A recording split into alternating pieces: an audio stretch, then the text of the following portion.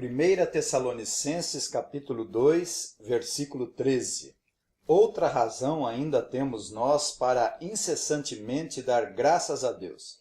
É que tendo vós recebido a palavra de que nós ouvistes, que é de Deus, acolhestes não como palavra de homens, e sim como em verdade é a palavra de Deus, a qual com efeito está operando eficazmente em vós, os que credes.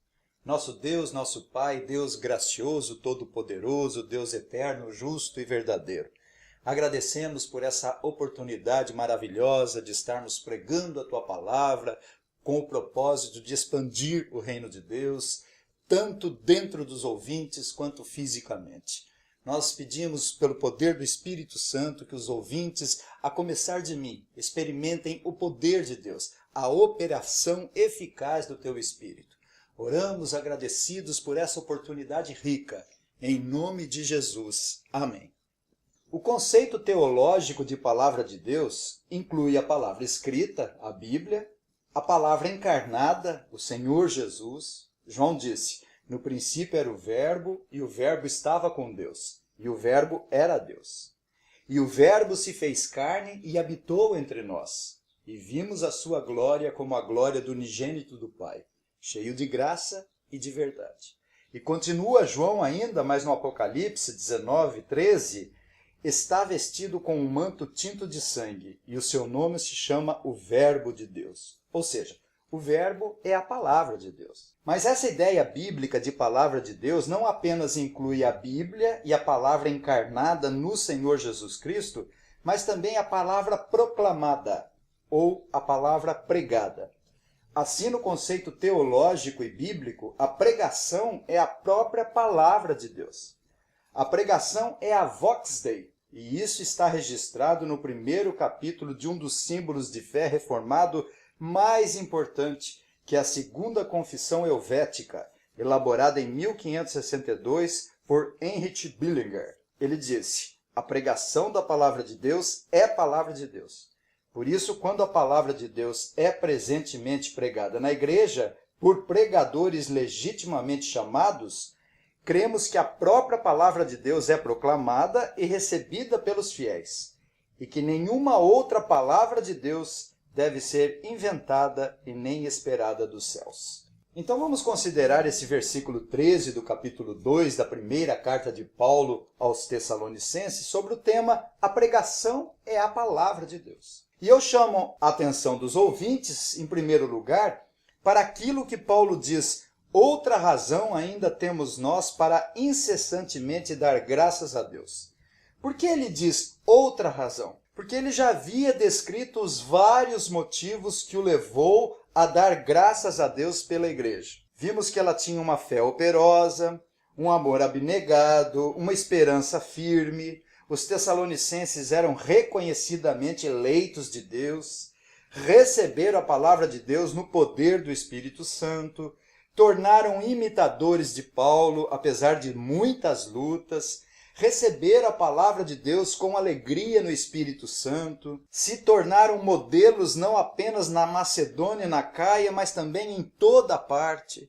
Abandonaram os ídolos e passaram a servir o Deus vivo e verdadeiro e aguardavam dos céus o Senhor Jesus Cristo, que ressuscitou dentre os mortos. Então, por várias causas, Paulo dava sempre graças a Deus por aquela igreja virtuosa. E agora ele tinha outro motivo de valor para dar graças a Deus pela igreja. É que tendo vós recebido a palavra de que nós ouvistes, que é de Deus, acolhestes não como palavra de homens, e sim como em verdade é a palavra de Deus, a qual com efeito está operando eficazmente em vós os que credes. Eis aí a outra razão. A igreja tinha acolhido a pregação de Paulo como de fato é a própria palavra de Deus. Nesse mundo pós-moderno, vivemos uma situação muito difícil.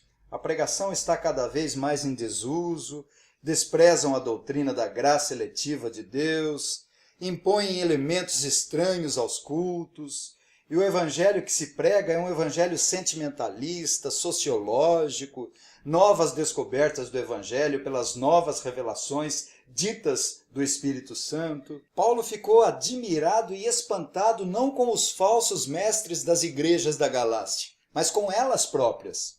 É a única igreja que ele não começa dando graças a Deus. Nós lemos em Gálatas capítulo 1, versículos 6 a 8. Admira-me que estejais passando tão depressa daquele que vos chamou na graça de Cristo para outro evangelho, o qual não é outro, senão que há alguns que vos perturbam e querem perverter o evangelho de Cristo. Mas ainda que nós, ou mesmo um anjo vindo do céu, vos pregue evangelho que vá além do que vos temos pregado, seja anátema. Essa repreensão de Paulo ocorreu por causa da falta da sã doutrina. As igrejas da Galácia deixaram os sãos e retos ensinos para dar ouvidos aos falsos mestres. Mas com essa igreja de Tessalônica foi diferente. Paulo tinha vários motivos para sempre render graças a Deus. Outra razão ainda temos nós para incessantemente dar graças a Deus. É que, tendo vós recebido a palavra de que nós ouvistes, que é de Deus, acolhestes não como palavra de homens, e sim como em verdade é a palavra de Deus, a qual, com efeito, está operando eficazmente em vós, os que credes. A realidade é que a pregação, o anúncio do Evangelho, é a forma mais excelente pela qual a graça de Deus é comunicada aos homens, suplantando, excedendo inclusive ao batismo e à Santa Ceia, pois estes sacramentos não têm sentido sem a pregação do Evangelho. Lutero diz que a pregação é a parte central do culto público e colocava a pregação da palavra até mesmo acima da própria leitura. O príncipe dos puritanos John Owen disse: a pregação é o principal dever do pastor e devem dedicar-se totalmente à palavra e à oração, e de acordo com o exemplo dos apóstolos, eles devem livrar-se de todo impedimento a fim de que possam dedicar-se totalmente à pregação e à oração. Paulo disse aos Romanos no capítulo 10, versículo 13 e 14: todo aquele que invocar o nome do Senhor será salvo. Como, porém, invocarão aquele em que não creram? E como crerão naquele de quem nada ouviram? E como ouvirão se não há quem pregue? Antes de Paulo chegar a Tessalônica, proveniente de Filipos, Paulo pregou para Lídia e o Senhor lhe abriu o coração para atender às coisas que Paulo dizia e lhe pregar a palavra de Deus a todos de sua casa. Aprove a Deus salvar os crentes pela loucura da pregação. A minha palavra e a minha pregação não consistiam em palavras persuasivas de sabedoria humana, para que a sua fé se apoiasse não na sabedoria dos homens, mas no poder de Deus. Portanto, a pregação é o anúncio do Evangelho e o meio mais sublime, melhor, é o melhor meio pela qual a graça de Deus é comunicada aos homens. Quando Paulo diz na segunda parte desse versículo 13, acolhestes não como palavra de homens, e sim como em verdade é a palavra de Deus, a qual com efeito está operando eficazmente em vós, os que credes. Essa expressão, está operando eficazmente em vós, os que credes, ele não falou do Espírito Santo porque não quis ser repetitivo, mas já havia falado que é o Espírito Santo que torna eficaz a pregação lá no capítulo 1, no versículo 5, conforme nós consideramos. Porque o nosso evangelho não chegou até vós tão somente em palavra, mas sobretudo em poder no Espírito Santo, ou seja, a eficácia da operação da palavra de Deus não é automática. Ela não dispensa a ação do Espírito Santo para produzir o efeito salvífico e santificador na vida dos eleitos. Há uma ligação da palavra e do Espírito Santo. A palavra só não é suficiente e precisa da operação do Espírito Santo para que se torne eficaz. E o Espírito Santo não age sem a palavra. Quando Paulo escreveu operando eficazmente, no grego operando é energel, que vem de energia. A pregação é energizada pela terceira pessoa da Trindade, o Espírito Santo de Deus. Efésios 2:2 tem a mesma palavra, apresenta a mesma palavra. O Espírito que atua, que opera nos filhos da desobediência. E Paulo, se utilizando dessa mesma palavra, se refere a atuar, que é energel, e assim o diabo opera no coração dos incrédulos, energizando-os diabolicamente e escravizando os seus filhos. Outra razão ainda temos nós para incessantemente dar graças a Deus, é que tendo vós recebido a palavra de que nós ouvistes, que é de Deus, acolhestes não como palavra de homens, e sim como em verdade é a palavra de Deus, a qual com efeito está operando eficazmente em vós, os que credes. Eu chamo a atenção dos ouvintes para duas perguntas. A primeira é por que os pregadores têm a responsabilidade de pregar a pura palavra de Deus? E a segunda pergunta, por que os membros da igreja do Senhor Jesus têm a responsabilidade de ouvir a pregação do Evangelho e julgá-la à luz das Escrituras, se realmente as coisas pregadas são assim mesmo? Então vamos procurar responder, em primeiro lugar, por que os pregadores têm a responsabilidade de pregar a pura palavra de Deus? Os pregadores podem usurpar, os pregadores podem tirar a autoridade do próprio Espírito Santo sobre a alma dos ouvintes. Vejamos, quem tem o direito de falar à igreja? O pregador ou o Espírito Santo? Claro que é o Espírito Santo. Então, se o pregador não for fiel às Escrituras e por arrogância substituir por sabedoria humana, filosofia, política, cultura, eles vão tirar indevidamente a autoridade do Espírito Santo. Lutero diz, quem está falando na pregação? O pastor? De modo nenhum. Vocês não ouvem um pastor. A voz é dele, claro, mas as palavras que o pastor emprega são, na realidade, faladas por Deus. Em segundo lugar, por que os pregadores têm a responsabilidade de pregar a transparente palavra de Deus? Porque se eles não pregarem a sã doutrina, eles removem da igreja a autoridade do Senhor Jesus. Quem é o cabeça da igreja? É o Senhor Jesus. Ora, se ele é quem dirige e governa a igreja, então os pregadores que não são fiéis em expor o que ele determina na sua palavra, estão afastando a autoridade do Senhor Jesus na igreja e estão se colocando como os próprios senhores da igreja. Jesus disse, por que me diz Senhor, Senhor, e não fazem o que vos mando? Em terceiro lugar, por que os pregadores têm a responsabilidade de pregar a genuína palavra de Deus? Porque se eles não pregarem o que está escrito, eles vão obstruir a obra do Espírito Santo e impedir a voz de Deus em todos os assuntos bíblicos. O Espírito Santo só fala pela palavra de Deus. Jesus disse, quando vier o Espírito da verdade, ele vos guiará a toda a verdade, porque não falará de si mesmo, mas dirá tudo o que tiver ouvido. Ele me glorificará, porque há de receber o que é meu.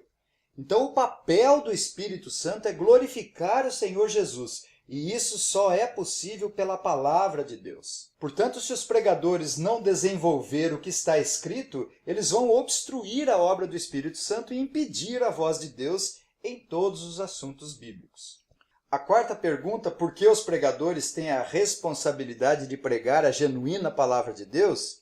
É porque serão arrogantes e insubmissos por achar que são habilidosos, sutis no falar, ardis em persuadir as pessoas.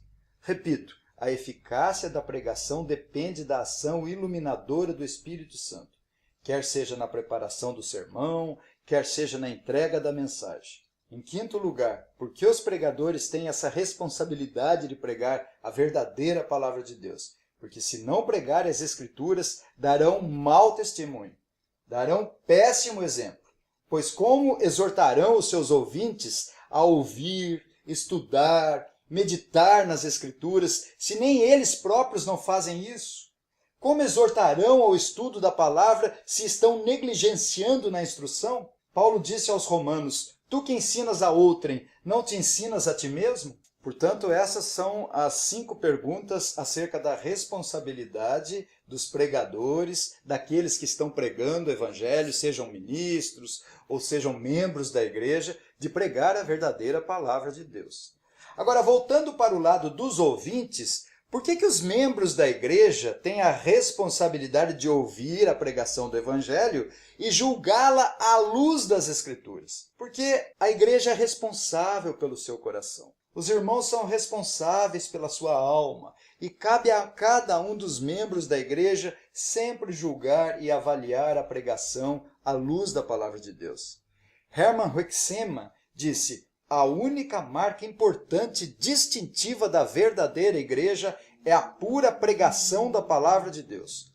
Onde a palavra de Deus é pregada e ouvida, aí está a igreja de Deus. Independentemente de quem pregue, é responsabilidade da igreja e dever dela avaliar e submeter a pregação ao crivo das Escrituras. Se as coisas são mesmo assim, se a soteriologia está correta, se a cristologia é bíblica, se a mensagem encontra-se em harmonia com a palavra de Deus, se representa aquilo que a palavra de Deus nos ensina, e até o caráter do pregador deve ser avaliado. Se o caráter do pregador está de acordo com aquilo que está sendo pregado.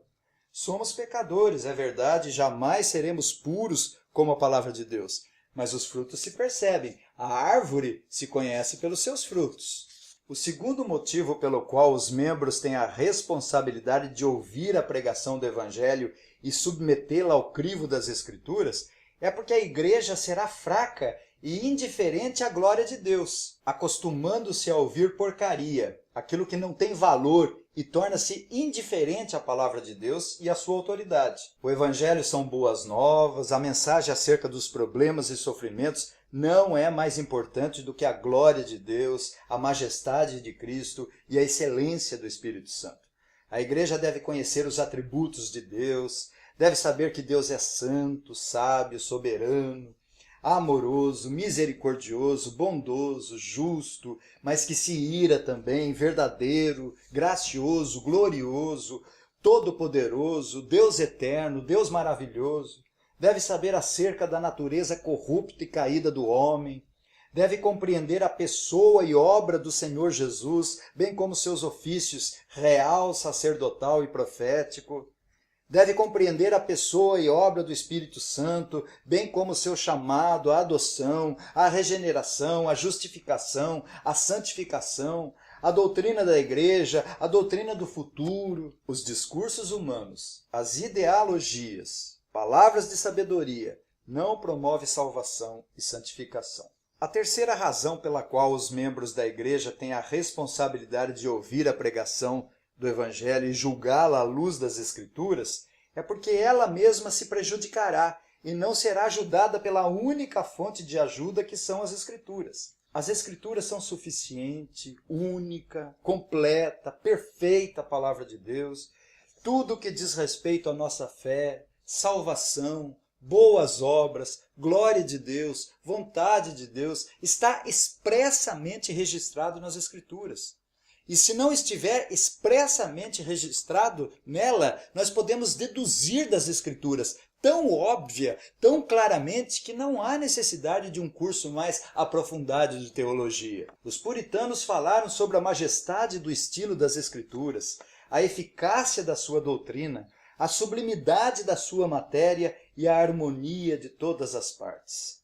Estas são, portanto, a responsabilidade dos pregadores e da igreja, de pregar e ouvir as Escrituras. Apenas para concluir, em primeiro lugar, eu chamo a atenção acerca da importância da pregação da palavra de Deus pelos pregadores, pelos ministros e também por cada crente, para que as pessoas sejam arrancadas das trevas em que se encontram e deixem de ser energizadas por Satanás.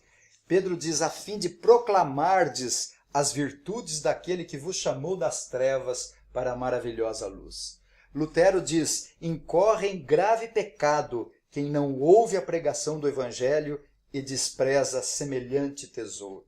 João Calvino disse, a pregação é um ato corporativo de toda a igreja, por isso ela precisa ser ouvida com toda atenção e reverência para o seu proveito. Portanto, essa é a primeira lição, a importância da pregação da palavra de Deus pelos pregadores, pelos ministros e pelos crentes de forma geral. A segunda lição é a eficácia da operação da palavra de Deus. Ela não é automática. Ela não dispensa a ação do Espírito Santo para produzir salvação e santificação na vida dos eleitos. Há uma ligação da palavra e o Espírito Santo. A palavra só não é suficiente para operar salvação e santificação. Ela precisa da operação do Espírito Santo para que se torne eficaz. E o Espírito Santo não age sem a palavra de Deus. A nossa responsabilidade de ouvir não é diminuída diante da soberania do Espírito Santo. Lídia ouvia atentamente o que Paulo dizia, e o Senhor, então, lhe abriu o coração. Mas ela teve que ouvir atentamente a pregação do apóstolo Paulo, para o Senhor abrir-lhe o coração. Hoje se tem a ideia de que para atrair as pessoas é necessário diminuir a pregação e trocá-la por representação teatral, músicas, danças, coreografias, gesticulações e coisas do gênero. Aprove a salvar os crentes pela loucura da pregação. Outra razão ainda temos nós para incessantemente dar graças a Deus, é que, tendo vós recebido a palavra de que nós ouvistes, que é de Deus, acolhestes não como palavra de homens, e sim como em verdade é a palavra de Deus, a qual, com efeito, está operando eficazmente em vós, os que credes. Que o Senhor nos abençoe. Amém.